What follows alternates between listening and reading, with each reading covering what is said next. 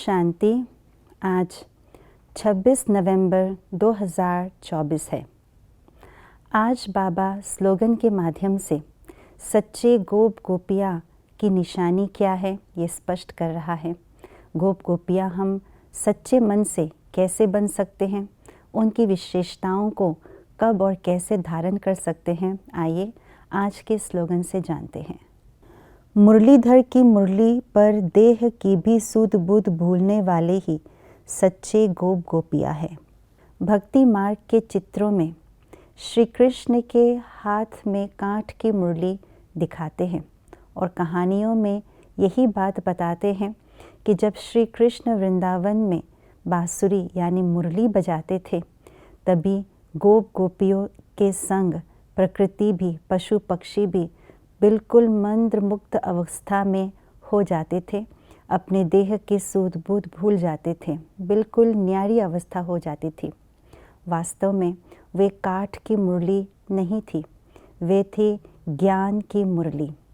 जो ज्ञान का सागर, प्यार का सागर शिव बाबा ने उस ज्ञान की मुरली को ब्रह्मा तन के माध्यम से सुना करके हम आत्माओं को पवित्र बनाया।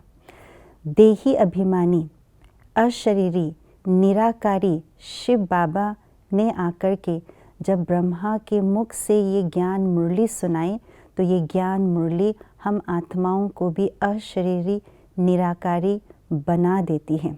इसलिए जो भी आत्मा इस मुरली को सुनते हैं वे शरीर से न्यारी अवस्था में चले जाते हैं, जिसको आज कहा देह के सूध बूध को भूल जाना। शरीर के भान और शरीर के संबंधों से भी न्यारे, शरीर के जो पदार्थ है, हद के पदार्थ, उनके सुख से भी न्यारे डिटैच्ड अवस्था में चले जाते हैं और तभी बाबा की उस प्यार में लवलीन हो जाते हैं। ये मुरली के धुन तीनों लोकों का सैर भी कराते, कभी मूल वतन का सैर, तो कभी सूक्ष्म वतन का, तो कभी वैकुंठ का भी सैर कराते हैं, जिसको कहते हैं लगन में मगन होना।